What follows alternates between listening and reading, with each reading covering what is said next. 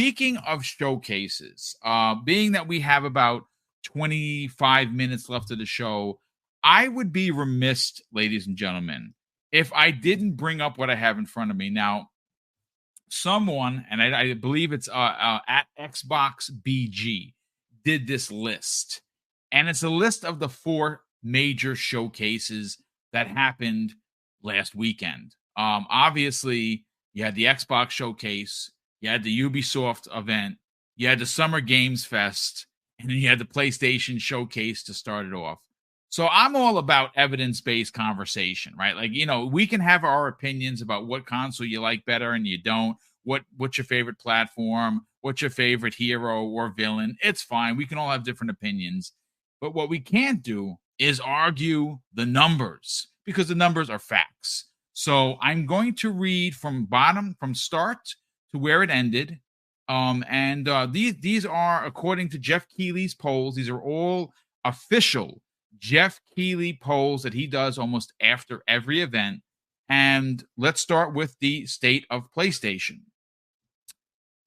A got a 6%, B got a 19%, C got a 33%, D or below, 42% of the populace rated the state of disappointment a D, 42%. Now let's get over to Keighley's own Summer Game Fest event. 9% of the gamers said it was an A. 24% said it was a B.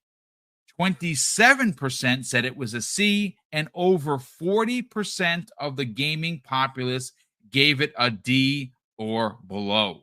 Now, of course, the Ubisoft event, which was okay, a little disappointing for me as a Splinter Cell fan. I don't understand what is happening, but we didn't get Splinter Cell again. It's like 8 years running. I don't understand what's happening. 10% of the gaming populace gave it a A. 32% gave it a B, 25% gave it a C, and 33% gave it a D or below. Those are all just terrible reviews. That's what it is. So, gentlemen, let's talk Xbox. I'm going right back to Silent Cypher. Check these numbers out. According to Jeff Keighley's official poll, Xbox was rated as an A by 66% of the gaming populace. 22% gave it a B, 6% gave it a C, and only 6% gave it a D or below. Let's talk about these numbers, because I don't think it's not even arguable, right? Like it is these are the numbers. These are officially taken from Jeff Keighley's Twitter account. These are the end of stats. There's no denying it. Xbox has won the day. They didn't just win, though, because again, if you go back and you look, and let me break this down so it's a lot easier. If we just go based on the ranking of A and B, right? The PlayStation State of Play got a whopping 25% for A and B, right? His showcase got let's see, what did he get? 32% for A and B for Keighley showcase, 42% for the Ubisoft event, 88% of the gaming populace. That's 88% out of 100 gave it either an A or a B. Let's go. What are your thoughts? I mean, we're literally seeing it roll out and play out right in front of us, like this sea change, right? Like all of a sudden, we've it's bad when even very well-known ponies are out there asking the questions: what the hell's going on? What are we doing? Why is this Sony one so bad, but Microsoft killed it over at this other showcase? Like it's wild to see, because obviously there are some stands that you knew were not going to move. They were going to stay their ground. They were going to continue supporting it no matter what. Right. But a lot of the people that were kind of already on the fence, your MBGs and folks of that nature, a lot of them were sitting there like, what are we doing? Like, what is this? Why is this happening? I actually had a lot of people sending me pictures in Twitter DMs showing me like, hey, look at this person that's going to go grab an Xbox. Hey, look at this person that Yeah, just got Game a lot Pass. of Hey, that. look at, and I'm just like, this is one of those moments that Microsoft has needed for a long time. They've said it in the past, they lost the wrong generation when it came to the digital library and stuff. Like Xbox One was a bad time for them when it came to that. PlayStation ate their lunch. Yeah, indeed. But these times, like we saw it with Xbox and now we're seeing it with Sony, these times when you have so little coming out for your ecosystem for a long time, it's like Hargeet was saying, is like, not everyone's going to sit there and be like, yeah, like I'm going to stick around with this. Or like what you're all saying is like, no one's going to just be like, yes, I'm going to hate myself and continue to play the same game I've played 5 times because there's no other content. They're going to go where the content is. And that's what we do as gamers, right? Is like if the content's on PC, we can play it there. If it's on our handheld, our Xbox, whatever, we play it there. This mindset of staying in that one ecosystem just because you're so ride or die with that plastic box is a thing that it's an ancient approach. Things are changing. You can get your games everywhere. There's no need to barrier it behind this paywall, behind this plastic box. Like you can get these things everywhere else. Sony's doing it too. And whether people like it or not, those games are going to be on PC. Those games are going to be on other systems. And so it's just these ratings were, first off, hats off to Xbox because they did a really good job at actually editing this thing and putting together all the detail and all the videos that they should have shown. What were they all things that I loved? No. There were some live services and things that like I don't care about personally, but I understand that like not everything is for me. Right. And that's fine. That's fine. Like if you want your live services, they are there for you. They've got your Fallouts, they've got your Elder Scrolls, they've got all those things. But man, one of the things that was highlighted, it was actually sent to me in the chat earlier by Sir X-Man. Actually, he was mentioning, he's like, notice how the majority of the games that we saw were single player. One of our biggest arguments for a long time is everything's going multiplayer. No one's focusing on single player. It was somewhere around 80-85% that were single player experiences that were highlighted. Yep. And what was our general reaction to this show? Very favorable. So they showed us the things we were interested in. The feedback was favorable. The loop continues. If we give them that feedback, if they see that positive feedback from these things, like that's what they're going to support. They'll still have their live services, but they're understanding finally that there's more to it than just like getting the cash grab. Like getting those people involved in Game Pass, keeping them in Game Pass, keeping them in the ecosystem as a whole is going to be a big thing. Fuzzy Belvedere, let's get your hot take on this because again, look, I understand opinions, have yours, everyone should have their own. Absolutely.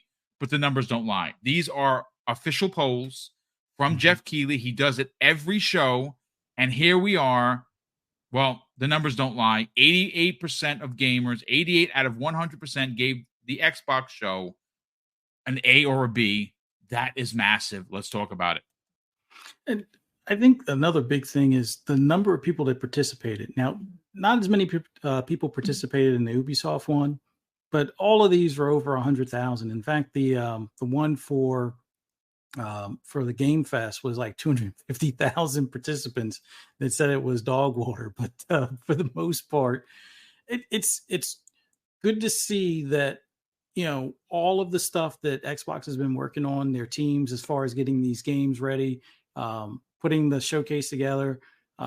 Tina Amini and that team definitely knocked it out of the park as far as giving us fans what we've asked for, as far as like a mixture of gameplay and cinematics and some of the you know, the stuff that gets us excited for those games. And it seems like they found a nice balance as far as what they show, how they show it.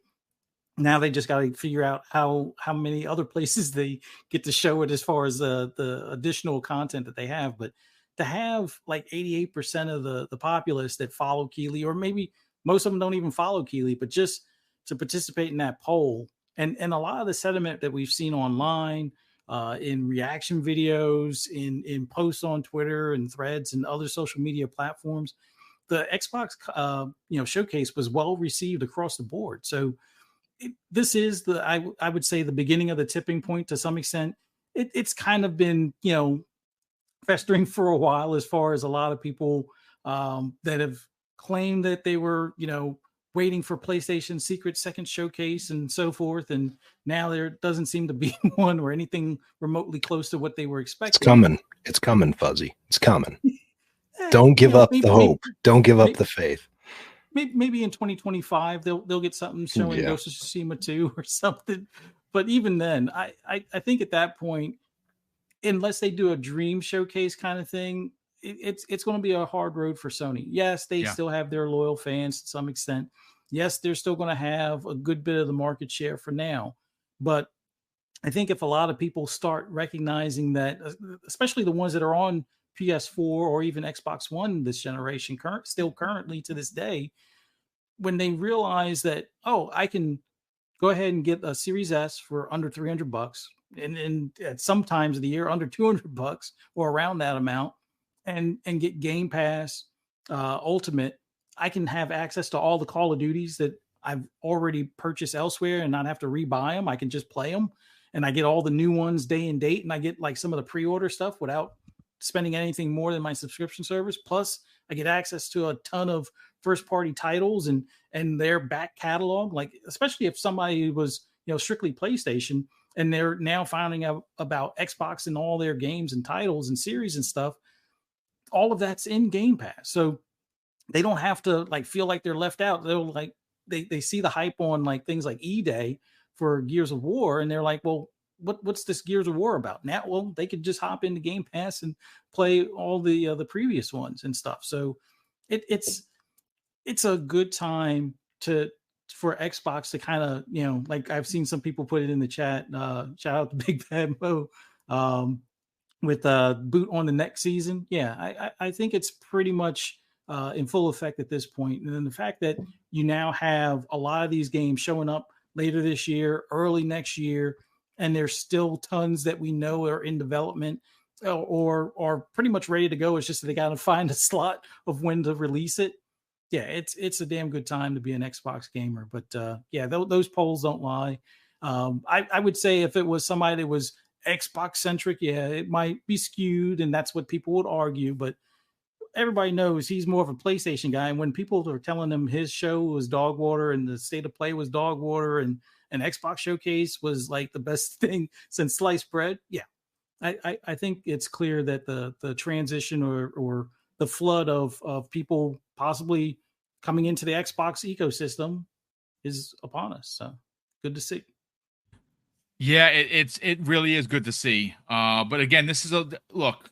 Microsoft put themselves in a corner, Hargeet, with the Xbox One. Bad messaging, bad marketing. Certainly, leadership said some things that kind of didn't do good for them, and they've been clawing back. You know what I'm saying? This is coming off the heels of the Xbox 360. This is not the Xbox One generation. Granted, yes, when you compare console sales one to the other, PlayStation is 2-1, in some places 3-1, right? There's no denying that. But console sales isn't the whole business. It's a part of it. And if you look, you have said it yourself, it's going to take time for the shift. I don't think it's going to take as long as maybe you thought, to be honest with you. I think that based on this poll, we're starting to see a shift that a lot of people didn't see coming, at least in my personal opinion. Let's get your hot take on this, because I think there really is a lot to cover here. When you consider how fickle gamers are, and you do a poll, and again, these numbers are, I'm literally reading them verbatim from Keeley's personal Twitter account, and 88% of gamers that voted on this poll gave the show, the Xbox Showcase, an A or a B. It's pretty telling. Yeah, I mean, look, so maybe you're right that it'll happen faster. I just think there's going to be holdouts, and but the fact that there's that many gamers, like 12% who thought it was bad, but the rest thought it was good, tells you the gamers really just care about games. And like when they're seeing games that they want to play, they're like, I don't care if it's on Xbox stage. These look fun. I want to play these games. You know, I saw plenty of PlayStation folks who were ecstatic at that Gears trailer. And that's exactly the kind of thing. You like, it doesn't matter. It's a game. And you just watch that trailer and you're like, yeah, I want to play that. That's exactly what I want. Right. And, you know, do you say the same if you're a Doom fan, when that like trailer drops? Right. It is what it is. Like these games are going to just speak for themselves. People are going to want to play them. The enthusiasm is like, hey, you just showed me a game, and we're not done. Right. There's more to come. And we know of many games that they haven't even given us updates on. And then we don't know about games that they're still working on that we just don't even know about. Right. And there's just so much more for them to do. And on the other side, you get Lego Horizon, you get Concord, and you get Astro. Okay, cool. That's something. But is that going to drive, a lot of PlayStation adoption? I don't know, right? If you look at the two, you're going to probably say, yeah, there's more enthusiasm this side over here. I haven't even spoken of things like indies coming out, right? If you're a fan of that kind of thing, are you not going to want to play that game, right? What was the article? It was that Indiana Jones is coming to PlayStation. Why do you think they write that? Because they want to play that game. Hopes and dreams. They want to play that game. Right? Like, well, too bad. You know where it is? It's over here. You know what did happen as part of the ABK acquisition? We found out they paid. Phil went and paid Disney to make that exclusive. Yep. So, gee, are they going to turn around and undo that? I don't know. They spent money to say, no, we're not putting it over there. So, at least for a while, it ain't coming anywhere else. It's going to be on Xbox. You want to play it, Xbox PC, you're good to go. Cloud, you can play it there too. But hey, if you want to engage in this world, we're ready to bring you in. Come on over, have fun, play games. And that's exactly where things are. So, look, A's and B's, and you got to say a lot of that is going to be from people that are PlayStation centric. That's just like the Keeley audience isn't exactly very Xbox centric, is it? So they're loving it. So, it is possible that the media has to then respond to that. And maybe they're also taken aback by this response level, that it's going to switch that fast. I still think it'll take a few years for people that are like really embedded in it, like to say, all right, I got to give up. This is just, I have to like go where the games are. It just is what it is. Right. So, but hey, if it happens sooner, great. I think the next showcase is going to be that like, hey, wait, they did this twice. When it happens a third time, yeah, it's over. It's over. What are you going to do? You can't just keep pushing away from it. You're going to have good stuff coming from Nintendo because Nintendo's Nintendo. And then when PlayStation has to tell you, well, we kind of did the wrong thing for a couple of years and we don't have anything for a while. What are you going to do there? You're eventually going to go to like wherever the games are, right? Now, this is exactly what happened in the Xbox One gen when we kind of had this little transition phase where everything kind of dried up. You're like, oh, where are the games? And, lo and behold, that's where that ended. And thank God Phil came in, said, no, we're going to compete. You give me some time, though. I need to go buy stuff. I need to go get games for you. And here's the fruits of that. Here's the results. We're starting to get those games. So, yeah, it's looking good. The big beneficiary is anybody who has Game Pass. You will get tons of games all the time. What I really liked from the showcase was, hey, it isn't just first party. Like there was a lot of churn about, they'll switch over to their own stuff and stop doing the third party stuff. No, they went and got third party games too. Yes. So we saw day-and-date third party games, some big ones. So like, hey, I like it. This is exactly what I want to see. Keep giving me third party games day and date. Keep giving me all those first parties day and date. This is a great service. Anybody who has Game Pass, you're just going to be eaten. It's going to be awesome, right? And you want to have these A's and B showcases, right? Like continuously, and that's basically where they are. You're going to see more and more of this stuff every showcase that comes out outside of their own showcase, right? Gamescom's coming up. You're going to have the Game Awards, Tokyo Game Show. They're going to be there. They're going to be there in a big way, and they're going to be the ones generating enthusiasm. It's up to the other two to start playing into that as well. Nintendo hasn't really had to do much because, well, they're Nintendo. PlayStation has totally abandoned trying to do anything. They do like a showcase every couple of years, which is just ridiculous, but that's what they do. And like, that's going to have to change. They're going to have to come up with something. I don't know what they're going to do, but they're going to have to come up with something. And like, the third party exclusivity deal stuff. Yeah, it's going to start drying up. I don't think they're going to keep going there. I think they're going to see like, why am I going to take away my relationship with Microsoft, who happens to own Windows, and take that away from me when I have the ability to be everywhere and make money? What is Sony going to offer me, right? They're going to have to kind of come up with something to fix this. I don't know what that is. We'll see. But that's the beauty of competition, right? One side pushes up. That means the other side has to do something to compete with it. That's awesomeness. They were going to have to do this anyways because Nintendo is bringing it, right? And whether they like it or not, Nintendo is not sitting around anymore, and they're going to bring it. And now they're going to have to compete with them. So we'll see what happens there. But I like this. I like having a three-way competition. This is great. Look at all the stuff we're getting. This is awesome.